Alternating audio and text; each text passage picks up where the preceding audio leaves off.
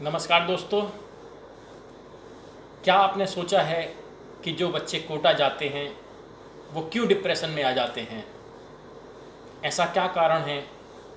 उनको स्टडी एक स्ट्रेस की तरह लगती है।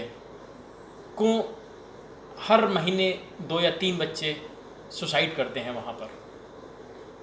मैं जब कोटा में पोस्टेड था तो मैंने कोचिंग, हॉस्टल और स्टूडेंट्स की लाइफ का स्टडी किया।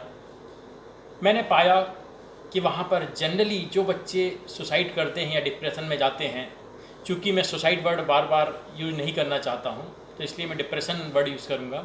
जो बच्चे डिप्रेशन में जाते हैं जनरली वो 3 कैटेगरी में होते हैं। सबसे पहला, जो बहुत इमोशनल या टची बच्चे होते हैं।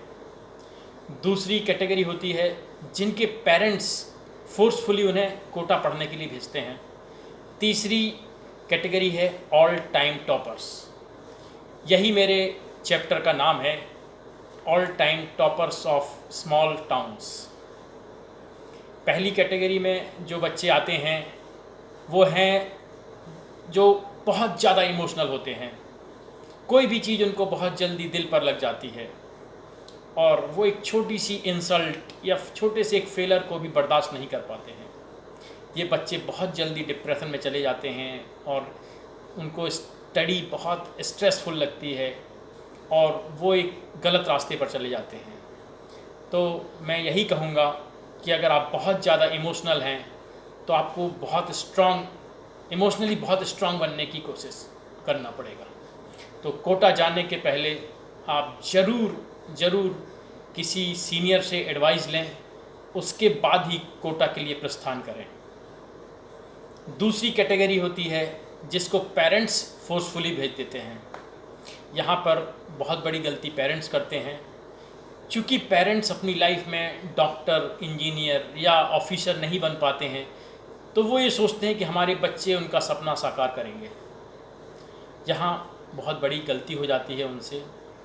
इसलिए सबसे पहले ये ध्यान रखना पड़ेगा कि कोटा या कहीं बड़े शहर पढ़ने के लिए, इंजीनियरिंग या मेडिकल एंट्रेंस के लिए जाने के पहले ये पहल बच्चे की तरफ से होनी चाहिए। बच्चा खुद बोले कि पापा मम्मा मुझे कोटा पढ़ने जाना है क्योंकि वहाँ कोचिंग सेंटर्स बहुत अच्छे हैं। हम पेरेंट्स उसको फोर्स ना करें। और इसके लिए मैं एडवाइस यही करूँगा कि ये चीज़ उस बच्चे से मदर, फादर और उसके जो सिबलिंग्स हैं, बड़े या छोटे, उससे सेपरेटली पूछी जाए। अगर इन चारों में से किसी एक को भी बच्चे ने मना कर दिया कि मैं नहीं जाना चाहता तो आपको वो आइडिया छोड़ देना पड़ेगा कि बच्चे को ज़बरदस्ती कोटा भेजकर इंजीनियर, डॉक्टर बनाना है। ध्यान रखें, हो सकता है कि आपको उसका डिसीजन कुछ दिन के लिए बुरा लगे, आपको हर्ट करेगा, लेकिन अगर उसकी लाइफ ही ख़त्म हो गई वहाँ जाने के बाद तो आप अपनी पूरी ज़िंदगी अपने आप को गिल्ट फील करेंगे और अपने आप को कभी माफ़ नहीं कर पाएंगे। तो सेकंड कैटेगरी के बच्चों के लिए आपको ज़रूरी है कि बच्चा खुद पहल करे और सभी को वो हाँ बोले, चाहे छोटा भाई बहन या बड़ा, कोई भी, माँ बाप, सबके अलग अलग पूछने पर एक ही जवाब आना चाहिए कि वो खुद ही जाना चाहता है।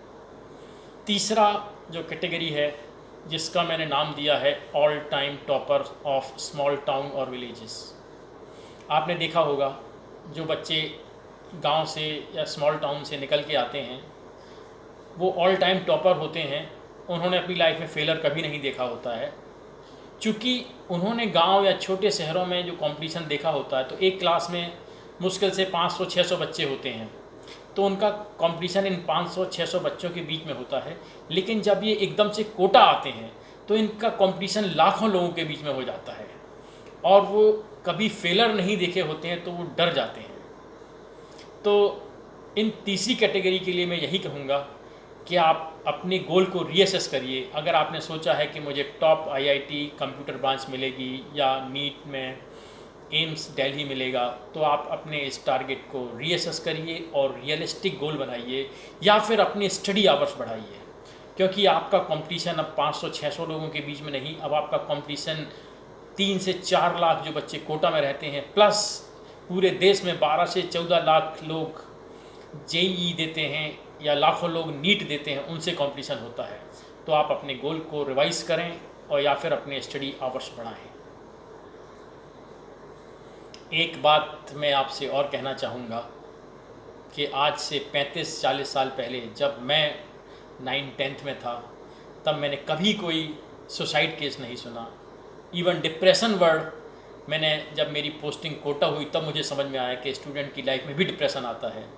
तो ऐसे केसेस पहले नहीं होते थे। शायद उसका बहुत बड़ा रीज़न जॉइंट फैमिली होगी, क्योंकि आज न्यूक्लियर फैमिली में बच्चे रह रहे हैं और उनके पेरेंट्स के पास कुछ और देने को है नहीं। सर्विस सेक्टर में आने के कारण उनके पास कोई व्यापार नहीं होता है देने के लिए।